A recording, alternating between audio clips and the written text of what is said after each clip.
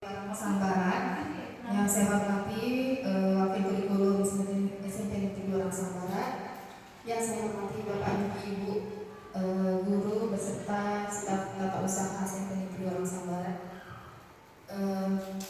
Pertama kali marilah kita mengucapkan puji syukur kehadirat Allah Subhanahu wa taala yang mana di hari ini kita masih diberi kesempatan sehingga bisa menjalankan aktivitas seperti biasanya. Salawat dan salam juga tidak perlu kita sampaikan pada Nabi besar kita Muhammad sallallahu alaihi wasallam dengan ucapan Allahumma sholli ala sayyidina Muhammad.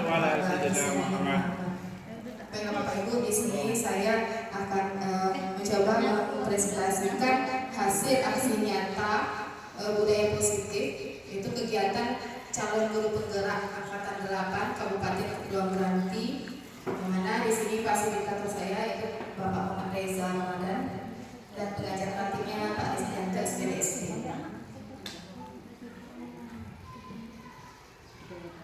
Budaya positif yaitu merupakan budaya yang pendidikannya berpihak pada murid, di mana kita kurikulum merdeka ini kita membiasakan yaitu budaya positif yang semua proses kegiatan belajar mengajar kita berpihak pada murid, di mana budaya positif ini juga akan membentuk karakter murid, guru, serta mendukung visi misi sekolah. Budaya positif ini juga akan memperkuat karakter murid sesuai dengan profil pelajar Pancasila. Di sini budaya positif ada 4 langkah atau 4 pembagian. Yang pertama itu ada disiplin positif dan motivasi perilaku manusia. Di mana motivasi perilaku manusia ini motivasi yang akan dihasilkan oleh manusia dalam berbuat sesuatu tindakan. Yang kedua, keyakinan sekolah atau kelas itu biasanya akan bisa kita bentuk di awal pembelajaran. Yang ketiga, ada 5 posisi kontrol. Keempat, ada segitiga restitusi untuk penyelesaian suatu masalah pada proses kegiatan belajar mengajar maupun proses yang ada di sekolah. Nah, budaya positif ini akhirnya akan menumbuhkan disiplin positif. Jadi disiplin positif itu akan menumbuhkan kesadaran diri serta rasa tanggung jawab pada suatu individu. Di sini konteksnya kita ke siswa. Disiplin positif ini juga akan mengontrol diri dalam segala tindakan. Nah, disiplin positif ini diharapkan motivasi yang terbangun adalah motivasi intrinsik. Nah, nanti akan kita lihat seperti apa motivasi intrinsik. Nah, di sini ada 3 motivasi perilaku manusia. Jadi ini hal-hal yang dilakukan oleh suatu individu, baik itu murid, guru, dan warga sekolah lainnya dalam perilakunya. Jadi motivasinya ada 3. Yang pertama, untuk menghindari ketidaknyamanan atau hukuman. Di sini siswa mungkin patuh untuk mentaati peraturan itu, tapi dia untuk menghindari ketidaknyamanan saja atau menghindari hukuman yang diberikan oleh guru jika dia bertindak salah. Kedua, untuk mendapat imbalan atau penghargaan dari orang lain. Jadi ketika ada murid kita mungkin dia berbuat tindakan itu, dia hanya ingin mendapatkan imbalan dari guru atau penghargaan dari guru itu. Yang ketiga, motivasi ketiga, menjadi orang yang diinginkan dan menghargai diri sendiri dengan nilai yang mereka percaya. Nah, harapan kita adalah motivasi yang terbangun pada siswa itu sebaiknya di nomor 3, yaitu menjadi orang yang diinginkan dan menghargai diri sendiri dengan nilai yang mereka percaya. Nah, yang untuk nomor 3 ini menjadi orang yang diinginkan dan menghargai diri sendiri dengan nilai yang mereka percaya itu merupakan sebuah motivasi intrinsik atau motivasi internal, berasal dari dalam diri murid itu sendiri. Jadi kita sebagai guru hendaknya menghindari hukuman dan pemberian penghargaan secara berlebihan untuk menghindari motivasi eksternal murid. Misalnya kita memberi tugas pada murid, terus murid itu melakukan tugas itu hanya untuk supaya dipuji atau supaya diberi hadiah oleh guru. Jadi sebetulnya itu tidak bagus ya Bapak Ibu. Mungkin kemarin kita memikirkan bahwa itu bagus mengasih pujian ke siswa. Ternyata itu hanya akan membangun motivasi eksternal pada siswa tersebut, karena dia motivasinya hanya untuk mendapatkan hadiah atau pujian atau bahkan mungkin nilai yang tinggi. Nah, adapun kebutuhan manusia itu, kenapa siswa kita terkadang dia melakukan suatu tindakan-tindakan yang melanggar disiplin atau norma yang berlaku atau kesepakatan kelas yang ada, karena biasanya ada 5 kebutuhan manusia yang tidak terpenuhi. Yang pertama yaitu kebutuhan untuk bertahan hidup. Jadi sejatinya kita manusia ini tentunya memiliki kebutuhan dasar, yaitu bertahan hidup. Yang kedua, kasih sayang. Mungkin siswa itu ingin mendapatkan perhatian dari guru karena dia kurang kasih sayang di rumah, mungkin kurang perhatian dari keluarga dan sebagainya. Yang ketiga, kekuasaan. Jadi kebutuhan dasar manusia itu akan kekuasaan itu juga akan mendorong perilaku-perilaku negatif pada murid. Yang keempat, kebebasan. Jadi kalau kebebasan itu mungkin dia merasa di sekolah ini banyak peraturan-peraturan yang mengikat sehingga mereka itu berkurangnya kebebasan mereka, padahal itu sebenarnya untuk kebaikan mereka sendiri. Dan yang kelima, kesenangan. Jadi siswa terkadang usil terhadap kawan yang lainnya itu mungkin dia merasakan senang karena kebutuhan dasar senangnya itu tidak dipenuhi di luar, sehingga dia mencarinya di sekolah dengan cara mengganggu kawan, mungkin dia merasa senang. Nah, jadi itulah 5 dasar kebutuhan manusia yang sejatinya harus terpenuhi sebenarnya. Nah, apa itu keyakinan sekolah atau keyakinan kelas? Kalau keyakinan sekolah itu dalam konteks yang besar yaitu sekolah. Keyakinan kelas kita di sini guru itu berperan dalam mewujudkan terbentuknya keyakinan sekolah atau kelas dengan kesepakatan antara guru dengan murid. Jadi di awal pembelajaran itu biasanya kita sebagai wali kelas mungkin atau guru kelas, guru mapel itu akan biasanya membuat suatu kesepakatan kelas antara guru dengan murid. Jadi melibatkan murid. Jadi nanti apapun itu kesepakatan yang ingin kita harapkan ketika proses pembelajaran itu nanti kita kolaborasikan dengan murid. Apa dia maunya? Nyamannya seperti apa dia untuk proses pembelajaran. Jadi keyakinan sekolah atau kelas itu berupa pernyataan yang mudah diingat, dipahami dan diterapkan. Jadi pernyataannya itu mudah diingat, dipahami oleh siswa apa saja yang kesepakatan kelasnya dan bisa diterapkan oleh siswa. Nah, yang mana budaya positif di sini saya mencoba membuat kesepakatan kelas sebagai langkah awal membangun budaya positif di sekolah. Latar belakang saya membuatnya yaitu sekolah merupakan institusi pembentukan karakter sesuai dengan visi sekolah kita kemarin yaitu Gemilang, jadi pembentukan karakter yang sesuai dengan profil pelajar Pancasila. Makna pendidikan dari KHD adalah menuntut segala kodrat yang ada pada anak agar mereka sebagai manusia dan anggota masyarakat dapat mencapai keselamatan dan kebahagiaan setinggi-tingginya.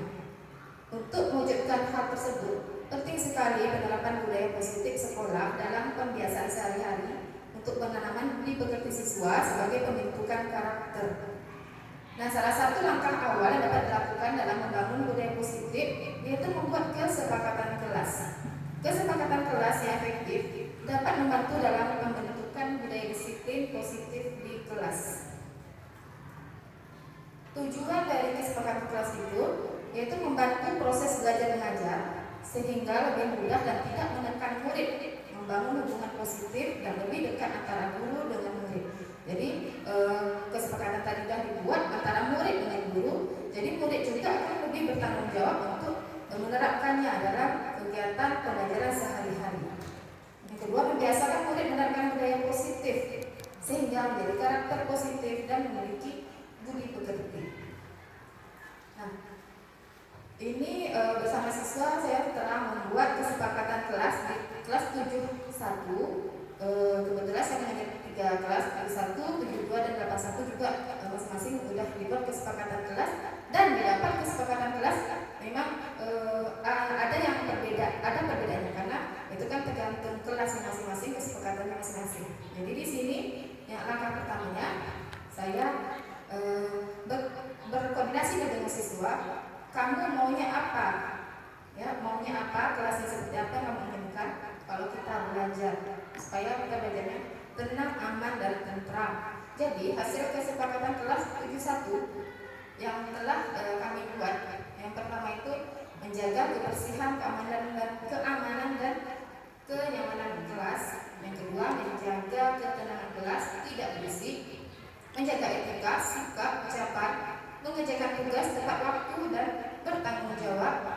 Yang kelima, tidak keluar masuk tanpa izin guru. Dan yang keenam, tidak berkeliaran atau berjalan-jalan selama proses pembelajaran.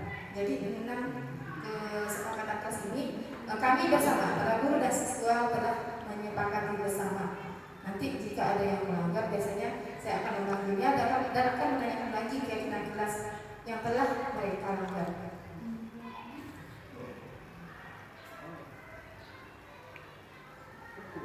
Nah, di sini jika ada siswa kita yang membuat atau menyimpang atau menyalahi aturan yang telah kita buat, nah di sini ada 5 posisi kontrol guru.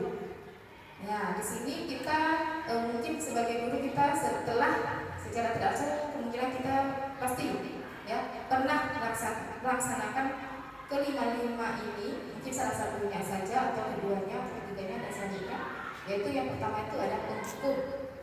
Jadi posisi kontrol guru sebagai penghukum. Yang kedua, posisi kontrol guru sebagai membuat rasa bersalah. Yang ketiga, posisi guru sebagai teman.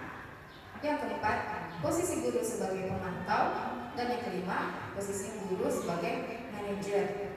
Cuman kalau sebaiknya dalam sistem kurikulum merdeka ini, karena pembelajaran itu berpihak pada murid, jadi guru itu memegang posisi seminim-minimnya pemantau atau lebih bagusnya manajer. Ya, jadi manajer itu merupakan salah satu pembiasaan positif yang bisa dilakukan oleh guru, karena posisi sebagai manajer ini akan bisa menerapkan pemecah masalah, memakai menggunakan namanya segitiga restitusi. Jadi untuk kelima posisi ini lebih jelasnya bisa kita Bapak Ibu lihat dulu video berikut ini.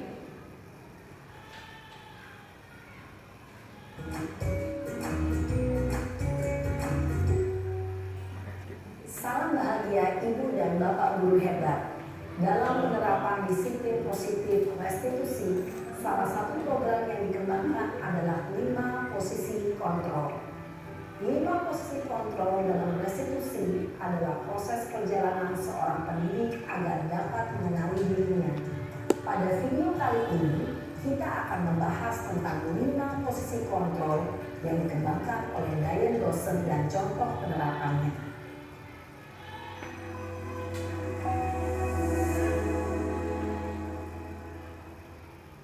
5 posisi kontrol itu adalah 1. Posisi penghukum, 2. Posisi pembuat merasa bersalah, 3. Posisi teman, 4. Posisi pemantau atau monitor, dan 5. Posisi manajer. Untuk lebih memahami kelima posisi tersebut, mari kita saksikan kasus Naren yang terlambat hadir 20 menit di sekolah dan melihat bagaimana kelima posisi kontrol dalam menghadapi masalah tersebut.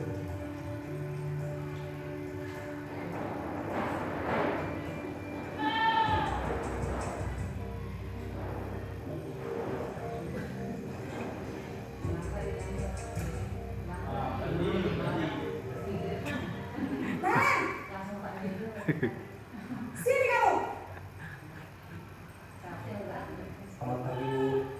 Selalu terlambat. Kamu deh pasti terlambat. Maaf Bu, saya Apa? Apa coba? Alasan kamu apa lagi? Kapan sih kamu tidak terlambat? Malas sekali ya kamu jadi anak. saya Dasar pemalas. Gak kapok-kapok sih kamu. Sudah berapa kali terlambat? Sila. Sana. Kamu keliling lapangan basket 2 kali. Bu Epi. kenapa saya harus beli lapangan basket Bu? Kenapa? Kamu melawan ibu. Berani-beraninya jawab. Sudah terlambat, masih berani jawab pula. Bu Sila tuh Pak. Sekarang keliling lapangan basket 5 kali sekalian. Biar kapok. Cepat. Pergi sana ke lapangan basket. Bu Sila tuh. Posisi penghukum biasanya berbicara dengan nada tinggi, menghardik, menunjuk-nunjuk, menyakiti, dan menyindir. Hukuman bisa berupa fisik maupun psikis. Ibu dan bapak guru hebat.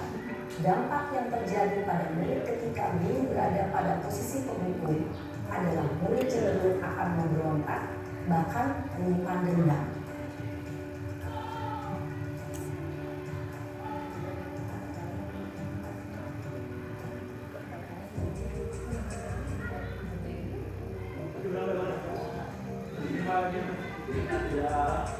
Lambat terus. Nah,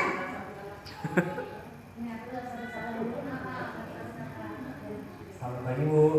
Naren. Kamu kenapa terlambat lagi, nak?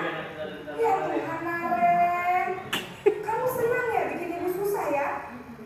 Kalau kamu terlambat lagi, nanti ibu yang ditegur bapak kepala sekolah, nak. Disangka ibu tidak bisa membina kamu. Duh, gimana ini? Maaf Bu, Duh, Gusti Naren. Kamu suka ya kalau ibu ditegur bapak kepala sekolah? Terus, sekarang ibu harus tulis apa yang di buku absen? Ini kamu sudah sering terlambat loh. Ibu harus apa coba? maaf Bu, maaf sekali. Ya sudah, lain kali jangan bikin ibu susah lagi ya nak ya. Ibu tidak akan kuat lagi kalau kamu begini terus. Bisa jantungan kalau ibu ditegur bapak kepala sekolah. Sana cepat kelas. Maaf ya Bu, maaf sekali. Sekali maaf. Posisi pembuat rasa bersalah berbicara dengan nada tenang, cenderung lembut. Namun kata-kata yang diutarakan membuat murid merasa menjadi orang yang gagal. Memandang dirinya sendiri, merasa tidak berharga, dan tidak sanggup membahagiakan orang lain. Ketika guru mengambil posisi pembuat rasa bersalah, murid akan menganggap dirinya yang bersalah dan ia akan menyimpan emosi negatif tersebut di dalam dirinya.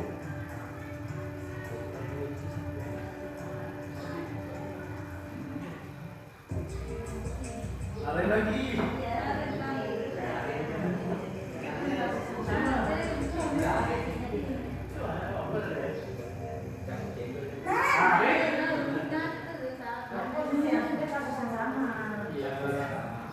pagi Bu. Wah, sudah jam berapa ini nak? Terlambat lagi ya saya. Iya Bu, habis ibu saya lupa bawakan saya Bu. Kamu malah menyalahkan ibu kamu. Kamu bukannya anak yang larinya paling kencang. Kok terlambat sih? Iya Bu, saya memang terlambat bangun tadi. Jadi jatuh saya kencang, tetap gak dikejar Bu. Ya sudah sana. Nanti lain kali larinya lebih kencang lagi ya. Biar gak terlambat lagi. Bikin seneng ibu. Demi ibu. Bisa kan? Bisa lah Bu.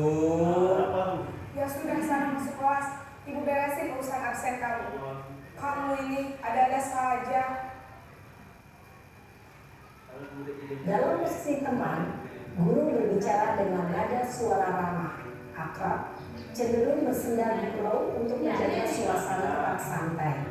Murid akan merasa senang, aman, dan akrab dengan guru. Identitas yang tercipta adalah identitas sukses atau berhasil.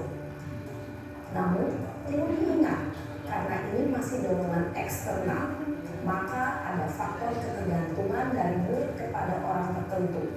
Di sini, guru absennya, sehingga di lain waktu, murid bisa berperilaku baik, namun hanya kepada orang-orang tertentu saja.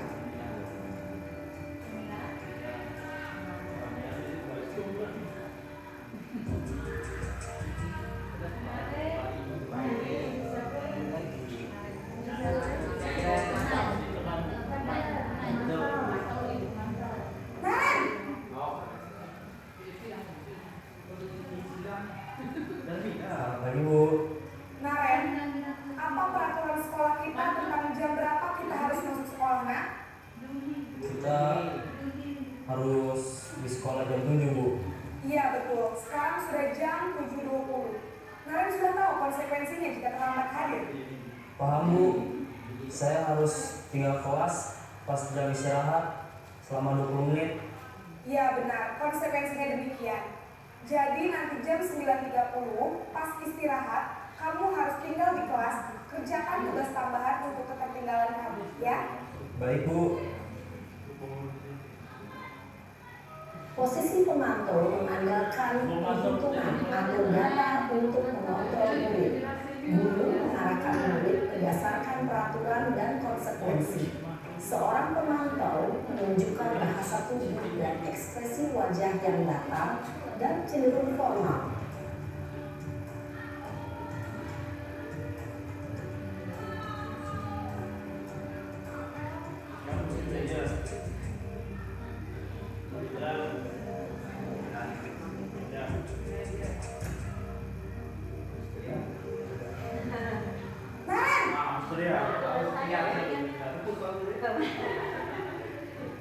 Selamat pagi Bu.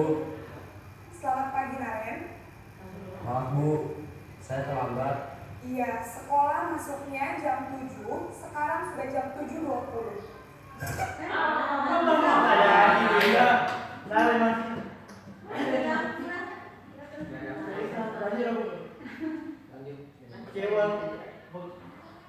Baiklah Bapak Ibu sekalian, karena mati lampu, kita lanjutkan aja. Posisi kontrol guru yang sebaik-baiknya itu sebagai manajer, di mana guru itu berkegiatan bersama murid, mempersilahkan murid mempertanggungjawabkan perilakunya dan mendukung murid menemukan solusi. Jadi di posisi kontrol manajer ini juga akan bisa kita mengembangkan namanya segitiga restitusi. Jadi segitiga restitusi ini akan membuat siswa ini bisa menemukan solusi dari permasalahannya dan bisa membuat siswa ini bertanggung jawab terhadap masalah yang telah mereka buat.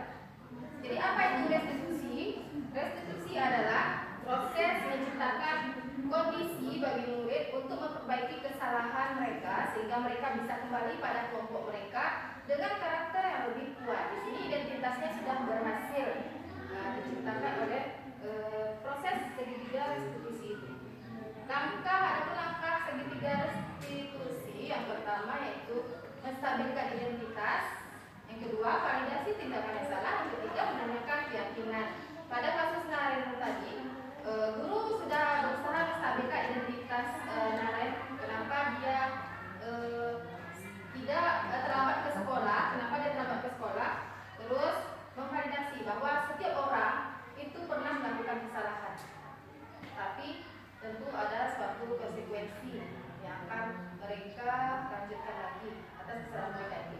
Yang kedua validasi tindakan yang salah, nanti biasanya ditanya ke siswa tersebut, ya salahnya apa kira-kira. Terus yang ketiga menanyakan keyakinan, kira-kira keyakinan yang mana yang telah dilanggar oleh Naren sehingga dia melakukan kesalahan tersebut. Jadi berikutnya kita kasih solusi, ya solusi atas tindakan yang telah dibuatnya. Jadi terciptanya identitasnya berhasil dan kita bisa mengembalikan sinar yang tadi ke kelompoknya dengan karakter yang lebih kuat lagi. Nah, dalam segitiga restitusi ini mendorong atau mendukung proses peran guru itu sebagai manajer di sini dengan 3 tahapan tadi, sehingga menghasilkan murid yang mandiri serta bertanggung jawab, sehingga mereka itu apa yang mereka lakukan itu atas keyakinan nilai positif yang mereka yakini. Jadi bukan karena dia takut dihukum atau takut diberi sanksi oleh guru. Jadi mereka itu akan karakternya lebih kuat lagi kembali ke kelompoknya. Mungkin segitu saja budaya positif yang saya jabarkan di sini. Mungkin ada dari guru ada pertanyaan atau pembahasan. Silakan. Dalam pengertian kasus ini tidak bisa dilakukan, ada kasus yang telah dibuat ternyata cuma tidak bisa disamakan. Tak pandai itu menek. Abu mungkin ada tambahan atau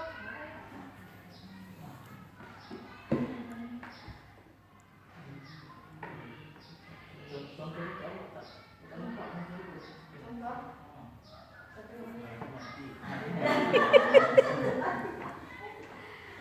Nalar pun udah ambil semua. Hah? Nalar ambil semua. Jadi intinya di budaya positif itu tindakan kontrol guru, kita berusaha untuk menempatkan posisi kontrol kita itu sebagai manajer sebaik-baiknya, karena apalagi kurikulum mereka ini pembelajaran berpihak pada murid. Jadi murid itu memang istilahnya kita menghamba pada murid. Menghamba di sini bukan berarti kita menghamba bukan, tapi apapun kita lakukan di setiap proses pembelajaran kita ini, apapun yang kita lakukan itu harus berpihak pada murid. Intinya seperti itu. Jadi kelima posisi kontrol ini kemungkinan mungkin pernah kita laksanakan ibu-ibu sebagai pendukung, terus sebagai teman, sebagai pemantau, dan terakhir sebagai manajer. Dan kalau tidak ada pertanyaan atau pembahasan dari ibu, saya akhiri dulu presentasi dari budaya positif ini. Mudah-mudahan kita bisa laksanakan bersama dan bermanfaat untuk sekolah kita ini. Amin. Amin.